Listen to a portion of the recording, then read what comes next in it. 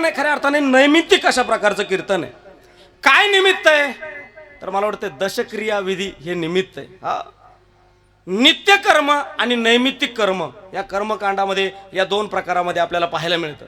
नित्य कर्म कशाला म्हणायचं, नैमित्तिक कर्म कशाला म्हणायचं. दररोजचं जे आपलं कर्म चालू आहे त्याच्यामध्ये देवपूजा असेल, जे तुमचं दररोजचं काम असेल, या कामाला या कर्माला कोणतं कर्म म्हणायचं, नित्य कर्म म्हणायचं. आणि आजचं जे कर्म आहे काही निमित्तानं गेलेलं जे कर्म आहे त्याला नैमित्तिक कर्म म्हणतात. विठाला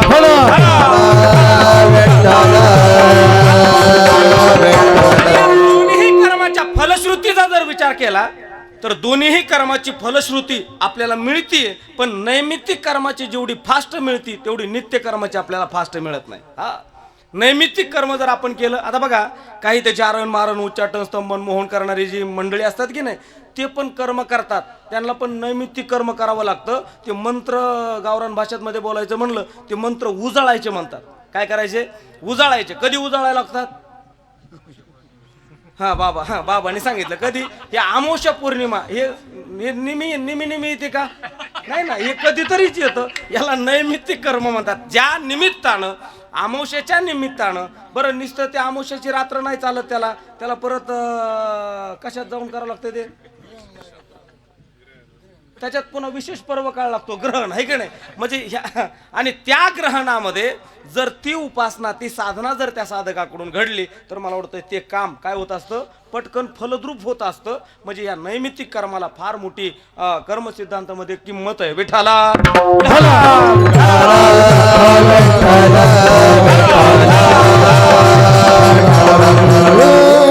हे करावं लागतं का, करावं लागतं का म्हणण्यापेक्षा करावाच लागतं असं म्हटलं तरी काय वावगं ठरणार नाही. करावाच लागतं. नाही केल्यावर काय होतंय, जर नाही केलं तर माझे तुकोबाराय त्याला दुजारा देतात. तुकोबाराय म्हणतात हे कर्म जर आपण नाही केलं, कोणतं वर्ष श्राद्ध, दाहुवा, मासिक श्राद्ध, हे जर नाही केलं तर तो गेलेला जीवात्मा राहिलेल्या लोकांच्या नावानं वैभव बोट मोडत असतो. बोट आहा कटा त्याची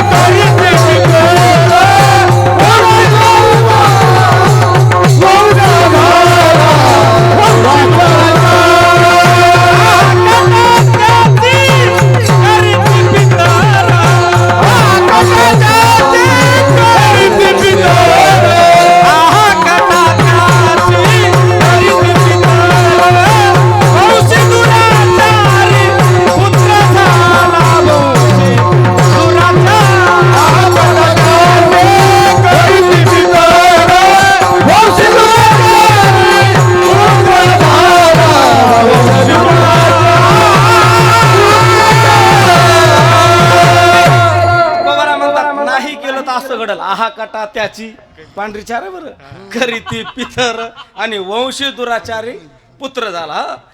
म्हणजे पांढरी चार म्हणजे कमी झालं. जुने कीर्तनकार पार ही लोक काळी 5ला करत होते आहे की नाही. म्हणजे त्यांच्यात आणि आपल्यात किती रिवर्स कार्यक्रम आला. आता 4 पर्यंत म्हणजे 4च्या खाली आले काही 1ला करतात. विठाला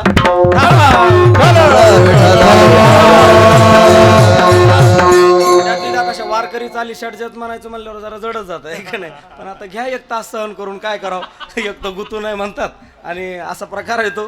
पण आहा कटा त्याची करी ती पितर आणि वंशी दुराचारी पुत्र झाला. तो गेलेला जीवात्मा राहिलेल्या लोकांवर कोपू नये म्हणून खऱ्या अर्थानं हे या गेलेल्या आमच्या गोदाबाई आईसाहेब आहेत, त्यांच्या नावानं काहीतरी अन्नदान व्हावं, काहीतरी ज्ञानदान व्हावं, रक्तदान व्हावं, वस्त्रदान व्हावं, हा उदात्त अंतकरणामध्ये हेतू ठेवून या मस्के परिवारानं ठेवलेला हा कार्यक्रम आहे. विठाला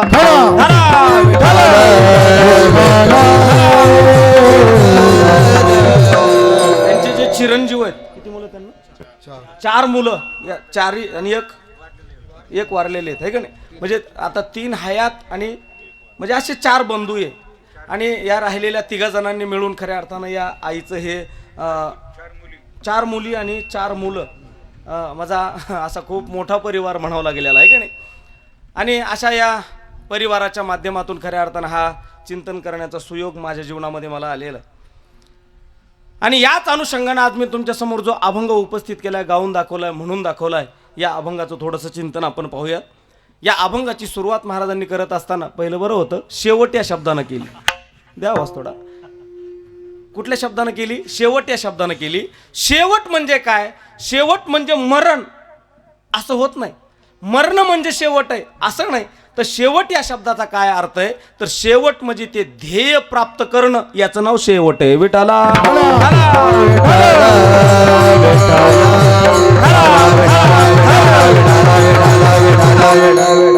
अंतिम ध्येयापर्यंत जाणं, त्या ध्येयाचा टप्पा गाठणं इतकी काही सोपी गोष्ट नाही. सगळी गोष्ट सोप्यात, पण ध्येय गाठणं मात्र फार कठीण आहे.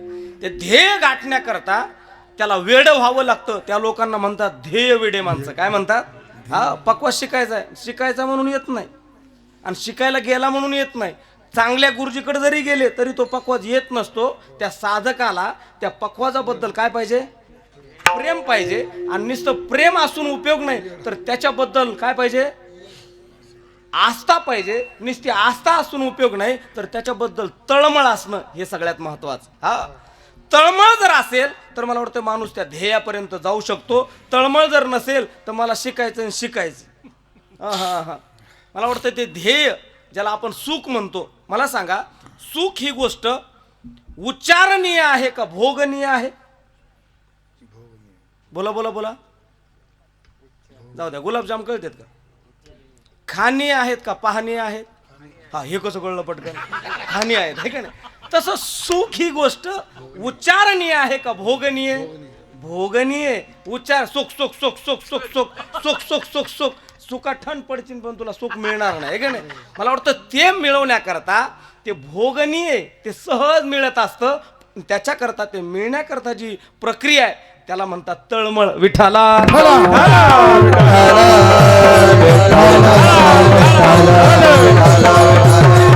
हे मिळण्याकरता ही संत परंपरा. हेच मिळण्याकरता बाबा झुरणीला लागली. झुरणीला झुरोनी पांझरा हो उपाय आता, येई पंढरीनाथा भेटावया.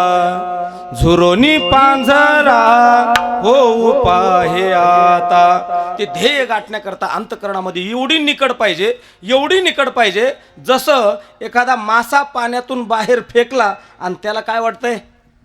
जीवना वेगळी मासोळी तुकोबाराय म्हणतात. आणि तैसा तुका तळमळी ही जर निकड अंतःकरणामध्ये असेल तर मग ते ध्येय गाठणं सोपं आहे. भेटीला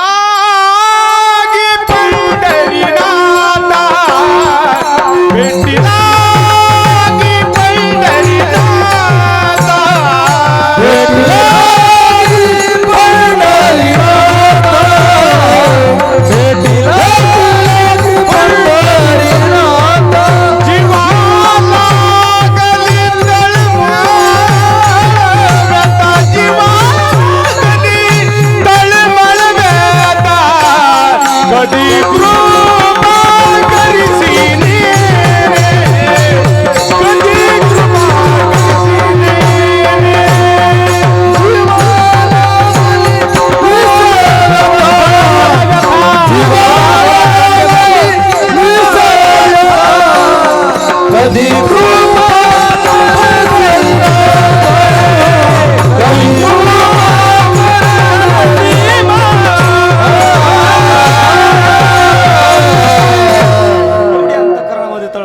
भेटी लागी पंढरीनाथा, जीवा लागली तळमळ व्यथा. कधी करशील कृपा, कधी कृपा करीशी येणे नेनो. हा, आणि पुढे मजदिनाचे धावणे. म्हणजे काय मी उद्धार पावेल, काय कृपा करील नारायण. ऐसे तुम्ही सांगा संत जन, करा समाधान चित्त माझे. ही निकड ज्या वेळेस अंतःकरणामध्ये असते त्यावेळेस ते साध्य आपल्याला घटत असतं. मग साध्य मिळवणं गरजेचंच आहे का? नाही, गरजेचंच आहे. तिथपर्यंत गेल्याशिवाय तो अंतिम टप्पा आपला पूर्ण होतच नाही. जशी एखादी गंगा आहे, ती सागराला मिळेपर्यंत तिच्या जीवनामधला प्रवास संपत नाही, तसा या जीवाचा जो प्रवास आहे तो प्रवास सुद्धा. मग तुम्ही म्हणाल ही गंगा जी आहे ती सागराला मिळाल्यावरच का तिचं जीवन परिपूर्णतेला जात आहे? तुकाराम महाराज म्हणतात ना, तुका म्हणे गंगा सागर संगमी, आणि एकदा का मिळाली की अवघ्या झाल्या उर्मी एकमय. पण तिथं गेल्यानंतरच अवघ्या झाल्या उर्मी एकमय. हे कसं? त्याचं कारण असं आहे, कारण त्या गंगेचा उगम कुठून आहे? बोला बोला बोला. हा, सागरातूनच आहे. हा, म्हणजे या गंगेचा उगम सागरातूनच आहे. कसं काय? त्याचं बाष्पीभवन होतंय आणि बाष्पीभवन झालेलं पाणी ढगात जातंय, पुन्हा ते ढगातलं पाणी पृथ्वीवर येतंय, जमिनीवर येतंय, आणि जमिनीतलं पाणी वाहत वाहत कुठं जातंय? समुद्राला जातंय. म्हणजे जिथून आलात तिथं जाणं, याचं नाव शेवट आहे. विठाला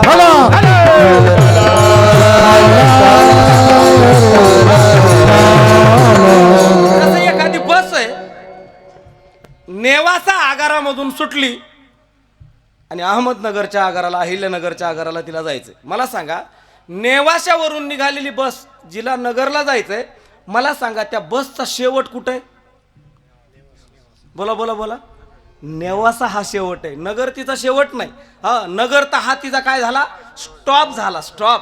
तसा हे आपलं जे जीवन आहे सध्या मिळालेलं, हे शेवट नाही, हा एक मोठा स्टॉप आहे. विठाला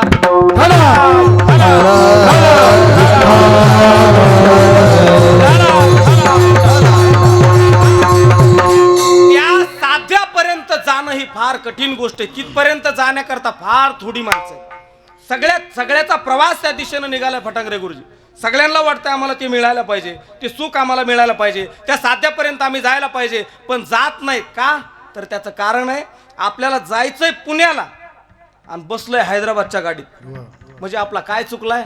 मार्ग चुकलाय. माया विघ्ने भ्रमला खरे, म्हणता मी माझे निघरे, हे तो संपत्तीचे वारेन साचो कारे जाईल. या भ्रामकतेच्या अवस्थेमध्ये जायचं एकीकड आणि बसला एकीकड. तुकाराम महाराज फार सुंदर प्रमाण आहे. मार्ग चुकले विदेशी एकले, तयावरी झाले दिशा भूल. दिशा भूल, माणसं म्हणतात ना, भूल, याला भुरट पडलं. काय झालं? भुरळ पडली, भूल पडली. हा, मग त्याला हाताला धरणारे काय कमीत का? बाबा चला, ही महाराज मंडळी सगळी हातालाच धरणार आहेत. उठा जागे व्हा रे आता, की हाताला धरणं. हा, आता जागा रे भाई नो जागा, हाताला धरणं. या हाताला धरणारे काय कमी नाहीत, पण तरी सुद्धा या हाताला धरणाऱ्याच्या सुद्धा हाताला झटका हाणतंय. कशामुळं? माया विघ्ने भ्रमिला खरी. हा, म्हणजे चुकलेला भ्रामकतेची अवस्था त्याच्या जीवनामध्ये निर्माण झाली. म्हणजे हाताला, तुकाराम महाराज म्हणतात ना, हाती धरोनिया पावविले घरा, हाती धरोनिया पावविले घरा, हाती धरोनिया पावविले घरा, हाती धरोनिया पावविले घरा, त्याच्या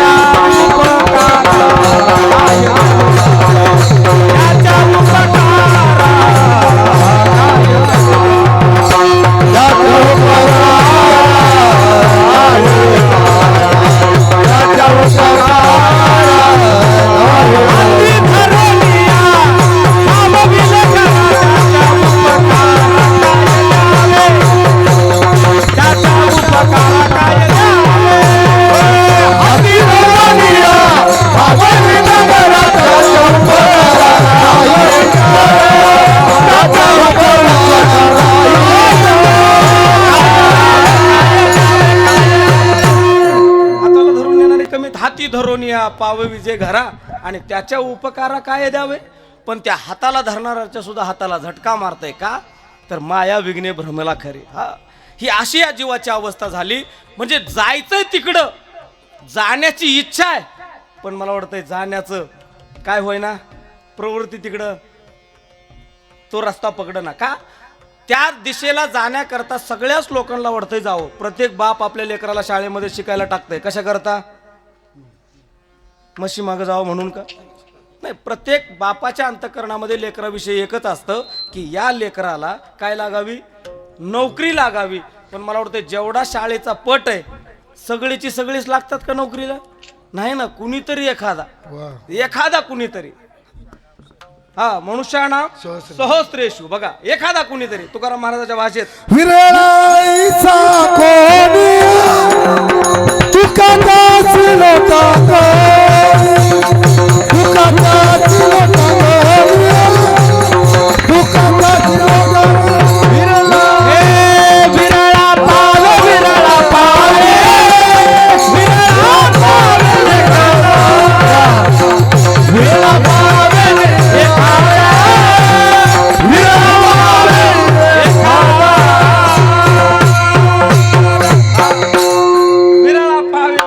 पावे विरळा पावे एखादा आणि एखादा गेल्यावर मग जणी त्याशी लोटांगणे विठाला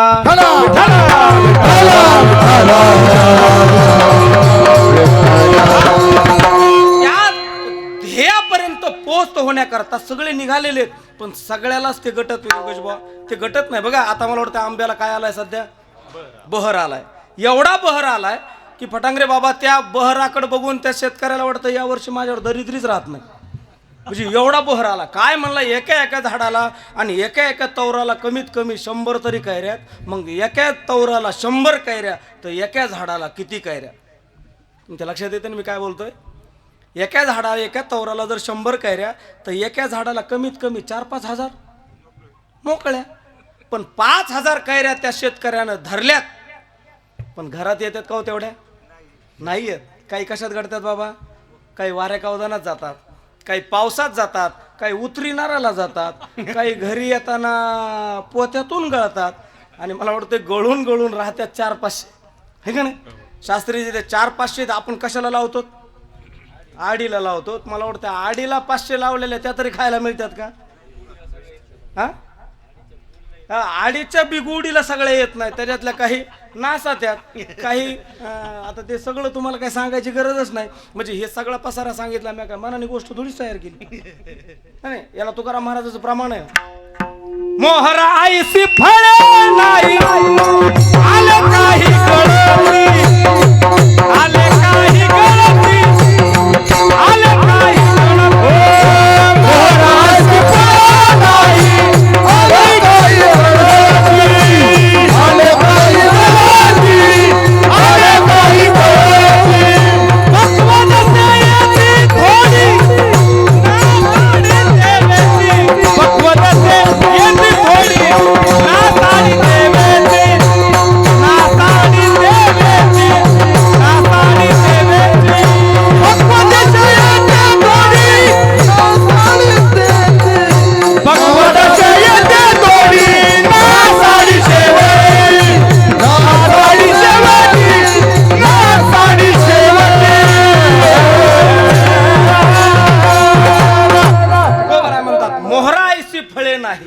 आले काही गळती पक्व जसे येती थोडी आणि नासाडी ते वेची.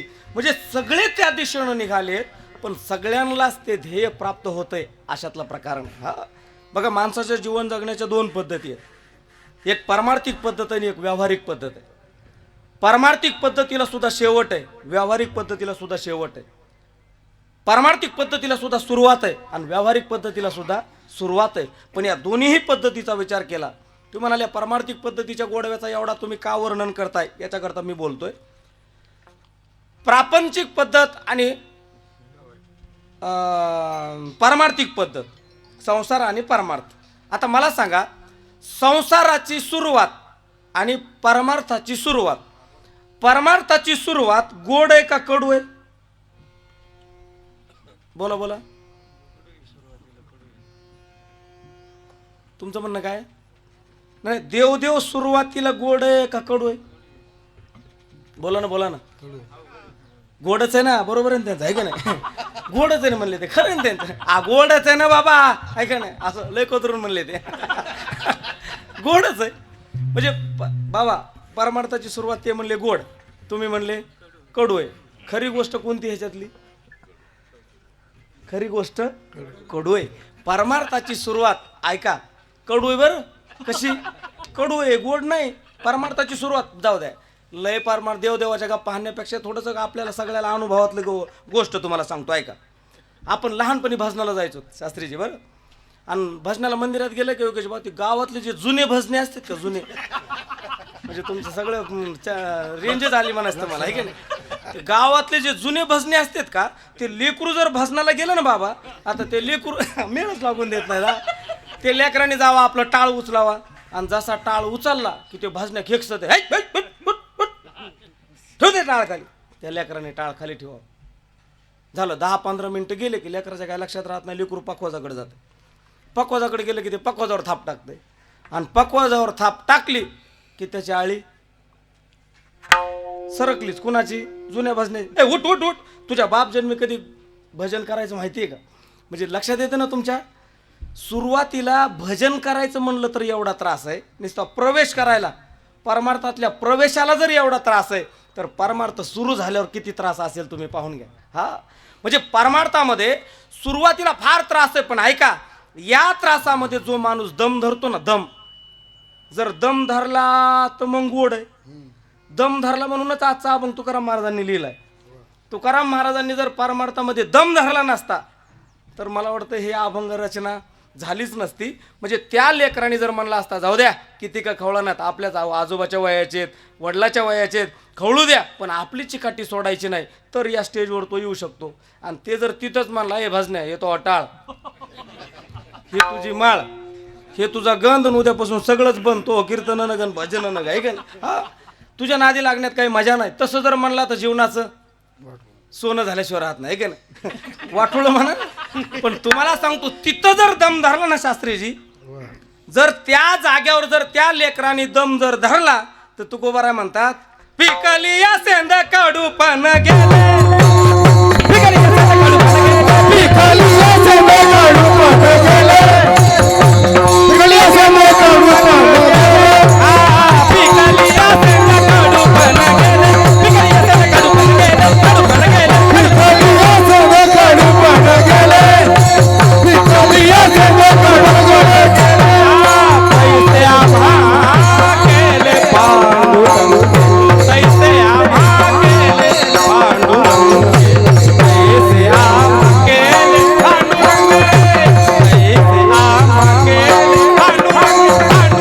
पांडुरंग आम्हा खोदालो भगवती, काम कोणाला मोठी माले पाहिजे, हे तैसे आम्हा केले पांडुरंगे, तैसे आम्हा केले पांडुरंगे, तैसे आम्हा केले पांडुरंगे, तैसे आम्हा केले पांडुरंगे, तैसे आम्हा केले पांडुरंगे, तैसे आम्हा केले पांडुरंगे, पांडुरंगे पांडुरंगे. माझे मोरे मोरे माले पाहिजे, काम कोणाला मोरे माले पाहिजे, खायचं.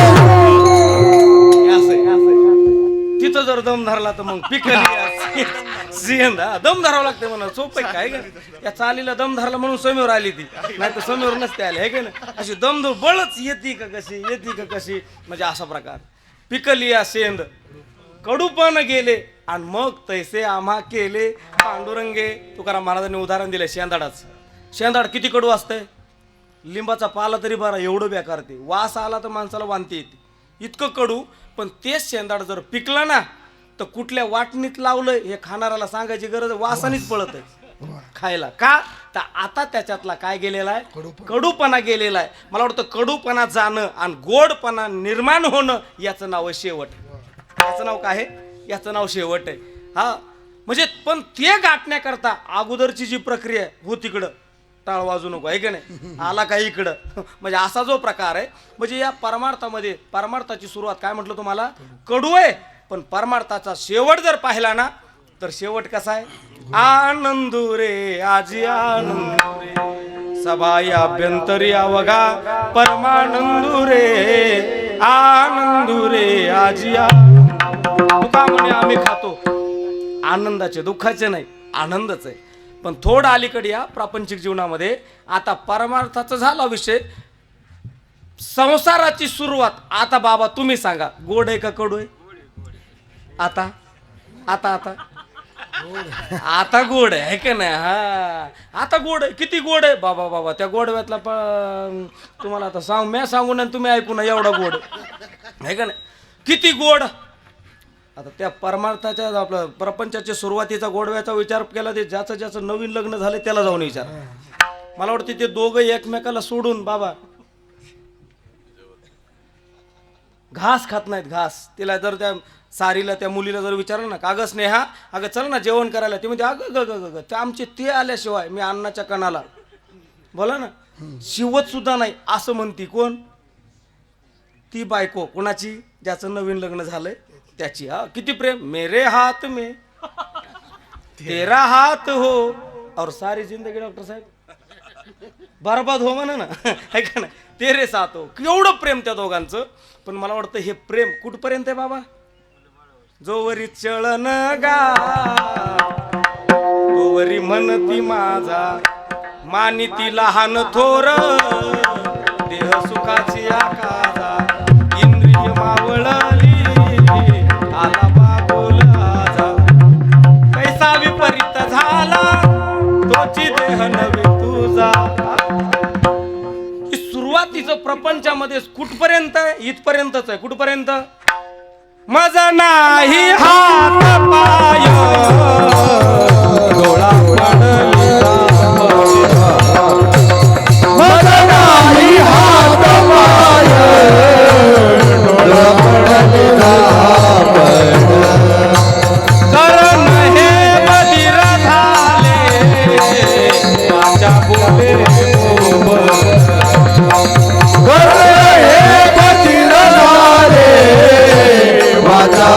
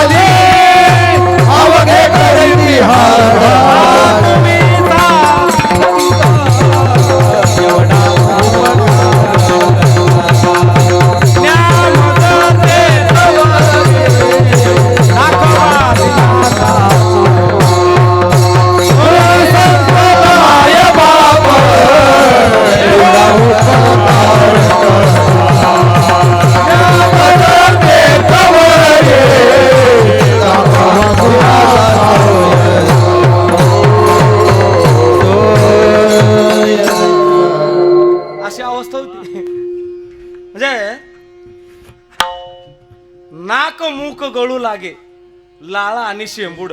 सुरुवात गोड आहे पण शेवट जर पाहिला तर शेवट हा असा आहे. हा श्वानापरी गती झाली अवघे करती हाड हाड हाड हाड. सुरुवातीला हाड हाड कुतू आहे का ना दुधू जाई उथू पण शेवटला सुद्धा हाड हाड कुटून लाळ जाई उतू. लक्षात आलं तर बघा तुमच्या अशी परिस्थिती होती. म्हणजे प्रपंचाला सुरुवातीला बरं वाटतंय पण प्रपंचाला सुरुवातीला किती गोड वाईट. तुम्हाला म्हटलं ना जी बायको आपल्यावर आयुष्यभर प्रेम करते ना तिचा शेवट जर पाहिला तर ज्या नवऱ्यावर प्रेम करणारी बायको ते नवरा मरायची वाट पाहते. बाईल म्हणे घर मरता तरी बरे आणि नाशिले घर थुंकोनिया. म्हणजे प्रपंचाची सुरुवात चांगली आहे पण शेवट मात्र फार अवघड आहे. पण परमार्थाची सुरुवात बेकार आहे पण शेवट मात्र गोड आहे. आणि आज तुकोबाराय म्हणतात माझ्या जीवनातला तो शेवट गोड झाला. शेवट तो भला शेवट तो भला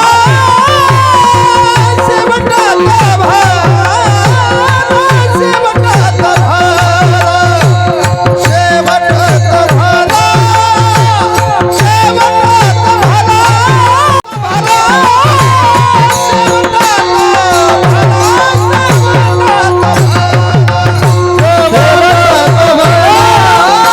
शेवट तो भला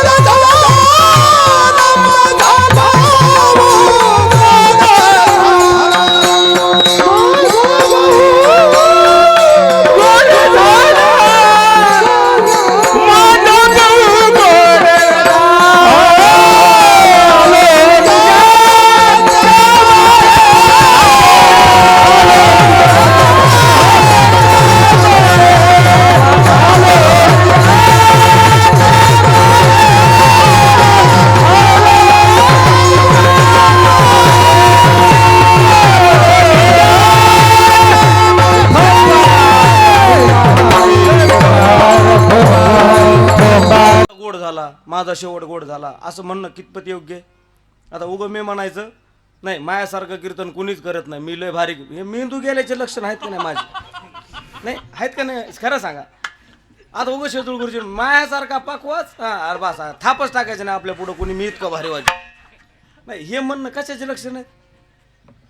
आपले महाराजाचे नाही. हा मग तुकाराम महाराजांनी हा माझा शब्द का टाकला असावा? हा कुणीतरी म्हणावं योगेश महाराज तुम्ही फार सुंदर पखवाज वाजवता, आणि मग योगेश महाराजांनी म्हणायचं नाही नाही वाजवतो, बरा वाजवतो, करतोय प्रयत्न हळूहळू, हे योग्य. पण त्यांनीच म्हणायचं नाही ना मी म्हणजे मी, मग माझा विशेष नाही. हा म्हणजे माझं म्हणणं याला काहीतरी पुरावा पाहिजे कुणाचा तरी, त्यावेळेस माझं म्हणणं हा योग्य. मग तुकाराम महाराज म्हणतात माझा शेवट गोड झाला. मग तुकाराम महाराजांच्या माझा या शब्दाला काही पुरावा आहे का? तर ऐका, तुकाराम महाराजांच्या शेवटाच्या संबंधामध्ये आज तुकाराम महाराज म्हणतात ना माझा शेवट गोड झाला, या गोड झालेल्या शेवटाला पुरावा कुणी जोडला असा प्रश्न विचारला तर त्याचं उत्तर आहे एका माणसानं पुरावा जोडलाय. मला वाटतं तो पुरावा निळोबराईनं जोडलाय, निळोबराईनं पुरावा जोडलाय तुकाराम महाराजांच्या शेवटाला. काय पुरावा आहे? प्रयाण काळी देवे विमान पाठविले,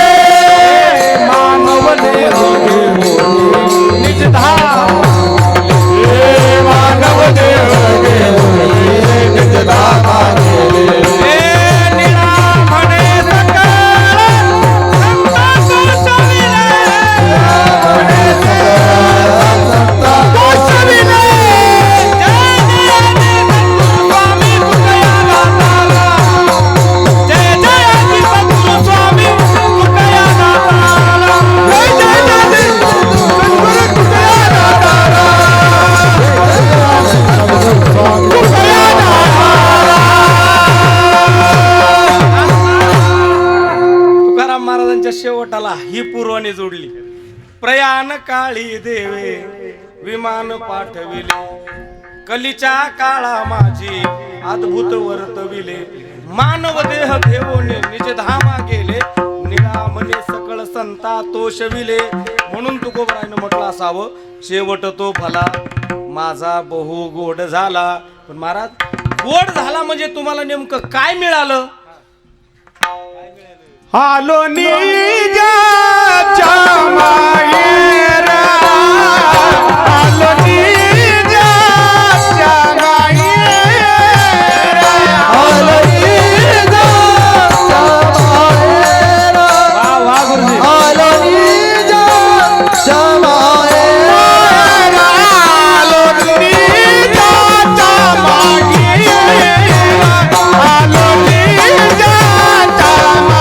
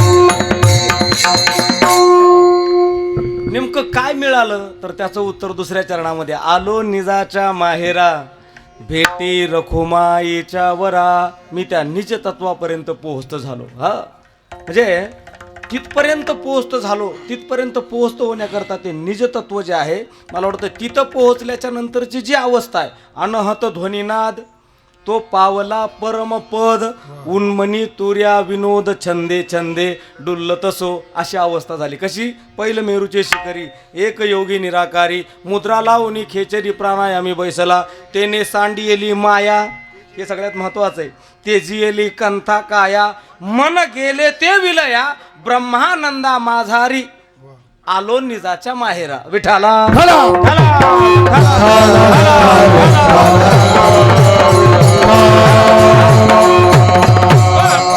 निज हा शब्द वापरून परत अजून एक पुढे शब्द वापरलाय माहेर.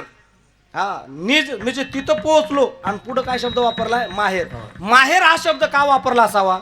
तर माहेर म्हणजे प्रेम. माहेर म्हणजे काय? प्रेम. माहेर म्हणजे सुख, माहेर म्हणजे आनंद, का माहेर म्हणजे दुःख?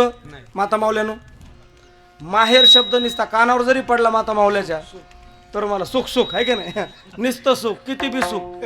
माहेर म्हणूस तर मला वाटतं एवढा आनंद बुवा योगेश बुवा, नाही आनंदाशी जोडा एवढा आनंद. हा, म्हणजे माहेर. एक माहेरचं सांगू का, किती दिवाळीचा सण असा तोंडावर यावा आणि मग त्या मुलीच्या अंतकरणातली तळमळ बघावी. दिवाळीच्या मुळा लेके असावली, पाहत से वाटुली माहेराची, पौर्णिमेचा चंद्रमा चकोरा जीवन. दिवाळीचा सण तोंडावर आल्यावर त्या मुलीच्या अंतकरणामधली जी निकड आहे, जो भाव आहे, जे प्रेम आहे, ते अगदी तिला असं वाटत असतं कधी माझा मामा येईल, कधी माझा बाप येईल, कधी माझा भाऊ येईल आणि मला कधी घेऊन जाईल. म्हणजे तिच्या अशा अंतकरणामध्ये तळमळ असते. जाऊ द्या, तुमचं सांगण्यापेक्षा मी माझं सांगतो म्हणजे लक्षात येईल तुमच्या. आमच्या गावातल्या मुली शास्त्रीजी ज्या ज्या गावाला दिल्यात ना कैलास बाबा, फक्त त्या गावाला माझं कीर्तन पाहिजे. तुमच्या लक्षात आलं तर बघा, ज्या गावाला आमच्या गावातल्या मुली दिल्यात त्या गावाला जर आपलं कीर्तन असेल, सगळ्याच तुमचं सगळ्याच धरा, मला वाटतं त्यावेळेस ती मुलगी कीर्तन ऐकायला कुठं बसती बाबा? माग नाही बस, पुढं. बरं पुढं बसा ना, का काय अडचण नाही, पण ती पुढं बसल्यावर रंदे बाबा ती शेजारच्या 10-5 जणीला कीर्तन ऐकू देत नाही, सारखं असंच करते, चिमटेच घेते. हा, माझ्या माहेरचा आहे की नाही, माझ्याच माहेरचा आहे. त्या शेजारणीनं म्हणा अगं आगाप म्हणली, तुला काय कळतंय का म्हणली, हे फेटा आणि उपरणं याला हारेपाटी येत नव्हता म्हणली. कुणाला? तुम्ही ऐकताय ना पण हे सगळं, मला हरिपाठ येत नव्हतं म्हणली याला. आता मला एक उत्तर द्या, तिनं जे बोललेलं याला हरिपाठ येत नव्हता, हे प्रेमाचं बोलणं का टोचून बोलणं? प्रेमाचं. म्हणजे तिला त्या मैत्रिणीला सांगायचं असतं की हा माझ्या किती, अगं एवढं कडावर का वागवलंय म्हणली याला मी, एवढूसा होता हा. म्हणजे हे इतकं प्रेम. हा, जाऊ द्या, मी माणूस आहे, माणसाला माणसाबद्दल प्रेम निर्माण होईल शास्त्रीजी, याच्यात नवल नाही. माहेरचं हुकून चुकून कुत्र जरी आलं ना तरी कुत्र्याबद्दल सुद्धा तिला काय निर्माण होते? आस्था निर्माण होती, ओढ निर्माण होती, प्रेम निर्माण होते. तसं आज तुकोबाराय म्हणतात, मी तिथं गेल्याच्या नंतर माझी अशी अवस्था झाली, आलो निजाच्या माहेरा.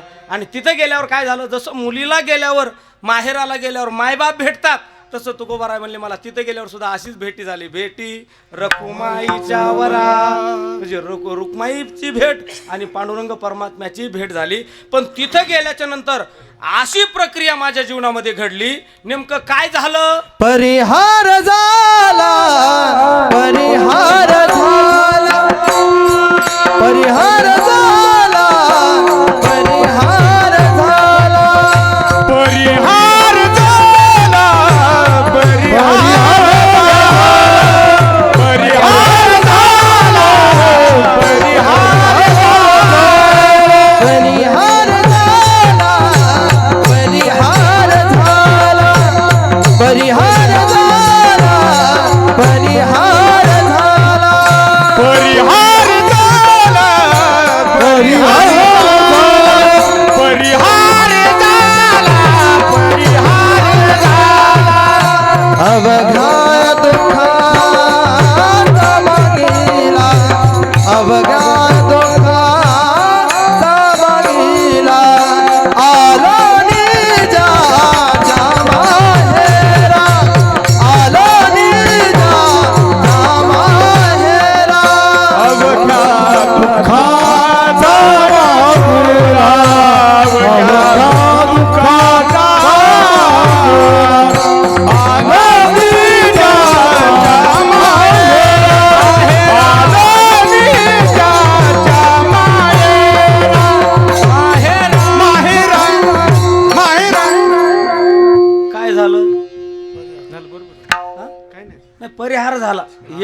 तुम्हाला नाही विचारलं काय झालं ठीक आहे. काय झालं तर परिहार झाला कशाचा? अवघ्या दुःखाचा मागीला. हा म्हणजे माझ्या जीवनामध्ये जे दुःख आहे त्या दुःखाचा काय झाला म्हटले परिहार. पण दुःख तरी नेमकं कोणतं? तर जे दुःख आहे गर्भवासाचं दुःख. हा किती वेळा जन्मायावे, किती वेळा, किती वेळा, किती वेळा, किती वेळा जन्मायावे, किती वेळा जन्मायावे, किती वेळा जन्मायावे, किती वेळा, किती वेळा, किती वेळा, किती वेळा, किती वेळा, किती वेळा, किती वेळा जन्मायावे, किती वेळा जन्मायावे, किती वेळा जन्मायावे, नित्य भावे, नित्य भावे, हे नित्य भावे, हा नित्य भावे, हा नित्य भावे, नित्य भावे, हे नित्य भावे अजित, नित्य भावे, नित्य भावे, नित्य भावे, हा हा नित्य भावे, नित्य भावे,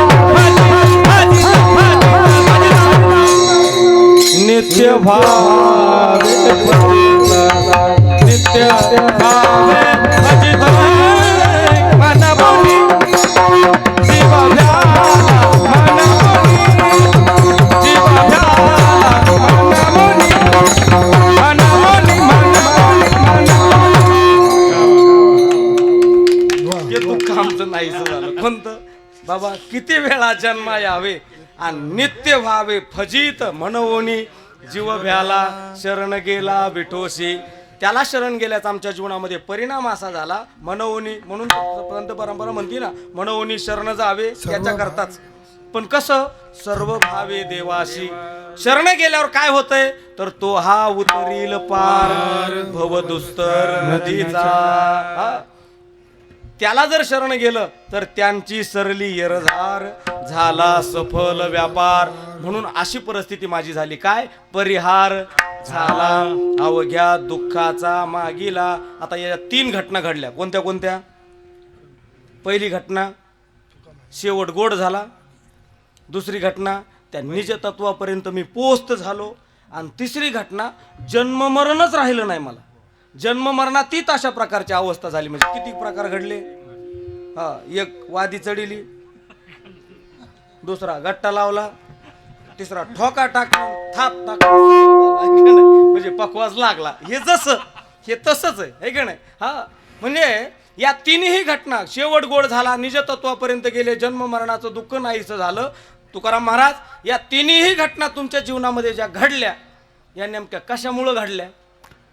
नाही, हे जे घडत घडत गेलं, कुठलीही गोष्ट आपल्या जीवनामध्ये दुःख येईल, दुःख आलं कशामुळं आलं प्रश्न निर्माण होतो. नाही, तुम्हाला सुख जरी झालं तरी कशामुळं झालं असा प्रश्न निर्माण होतो की नाही? मग तशा ह्या 3 घटना तुमच्या जीवनामध्ये घडल्या तर याला कारण नेमकं काय? तर तुकोबाराय म्हणले या तिन्ही घटना घडण्याकरता एकच कारण आहे. ही माझी जी वाणी आहे ना, ही तुका म्हणवानी,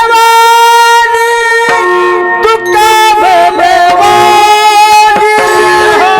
तुका म्हणवानी, तुका म्हणवानी, तुका म्हणवानी, तुका म्हणवानी, तुका म्हणवानी, तुका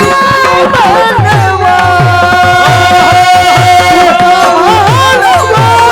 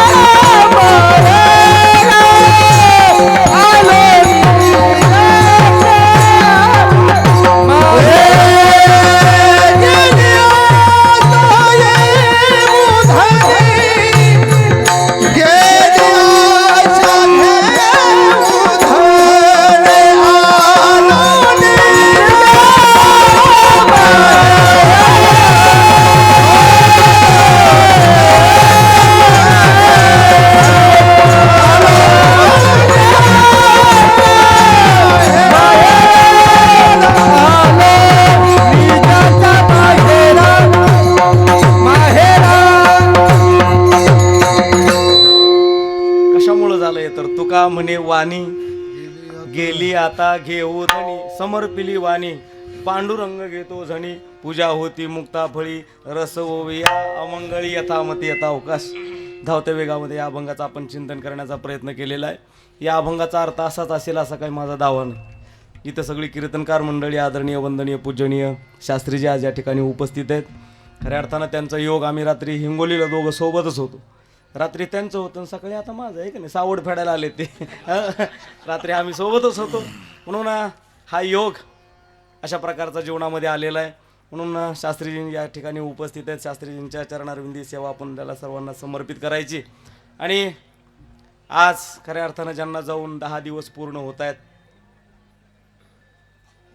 कैलासवासी स्वर्गीय गोदाबाई, खऱ्या अर्थानं ही गोदावरी नदी आज समुद्राला काय झाली, मिळाली, विलीन झाली. हा म्हणजे त्या निजतत्वापर्यंत पोहोचत झाली. कशावरून झाली तर तुम्हाला मगाच म्हटलं, भूमीचे मार्दव. ज्या अर्थी एवढा मोठा 10व्याच्या क्रियेला जर एवढा मोठा उत्सव, पारमार्थिक उत्सव जर होत असेल तर समजून जायचं मोक्ष मिळावा आणि सद्गती मिळावी, हे श्रद्धांजली असल्या व्हायचं काही काम आता राहिलंच नाही. हा कारण ते सगळ्या गोष्टी मिळाल्यातच नाही का नाही. म्हणजे आता पुढं काही आता बोलण्याची नाही आणि एका देवाविन काही असा प्रकार आहे. आता एवढं 2 तास त्याच्या नावाने खूप सुंदर अशा प्रकारचं चिंतन झालेलं आहे. म्हणून आई हे तत्व या कुटुंबाचं खऱ्या अर्थानं निघून गेलेलं आहे. मला जास्त काही पसारा धरता येत नाही. आई माझी मायेचं सागर आणि ते लय मोठं नाही येत, पण थोडं सांगतो तुम्हाला ऐका. आई किती महत्वाची असते. या संत परंपरेनं फार किंमत दिली. तुम्ही संत मायन पुढं लगेच बाप लावला आहे का नाही. म्हणजे माय आणि बाप, पण सगळ्यात अगोदर जो शब्द जोडला तो काय जोडलाय, माय. हा माय आपल्या जीवनामध्ये एवढी महत्वाची असती. माय किती श्रेष्ठ आहे. मला वाटतं रामायणानं तर त्या आईला एवढं श्रेष्ठ समजिलंय की तिथून पुढं श्रेष्ठत्वाबद्दल बोलायला शब्दच राहत नाही, एवढं श्रेष्ठ. हा म्हणजे ज्यावेळेस ते काही माता म्हणती ज्येष्ठाशी धाडावे दुरी दिगंतरा, 1-2 मिनिटामध्ये सांगतो, आणि कनिष्ठाशी द्यावे राज्यपद. त्यावेळेस दशरथ राजा एवढे विवळ होतात, अगं तुला काय मागायचं तर माग, पण रामाला वनवासाला पाठवू नको. तेवढ्यात रामप्रभू तिथे येत आहेत आणि रामप्रभू त्या दशरथ राजाला म्हणतात, बाबा तुम्ही का रडताय. त्यावेळेस दशरथ राजांचं उत्तर आहे, अरे बाबा राजा, ही म्हणती तुला वनवास, आणि राज्यगादी कुणाला, भरताला राज्यगादी. रामप्रभूनं एका क्षणाचाही विचार न करता भरजरीत वस्त्र काढून टाकलेत, वल्कल्य धारण केलेत आणि कुठं निघाले रामप्रभू, वनवासाला निघालेत. त्यावेळेस पहिलं दर्शन जे घेतलंय ते कुणाचं घेतलंय, कैकईचं. कैकई रामाची ही सख्खी आई आणि कौशल्य सावत्र आहे का नाही. आता जमलं आहे का नाही. म्हणजे बघा, सावत्र आई असून सुद्धा बाबा पहिलं दर्शन कुणाचं घेतलंय, आईचं. मी आईचं महात्म्य सांगतोय तुम्हाला.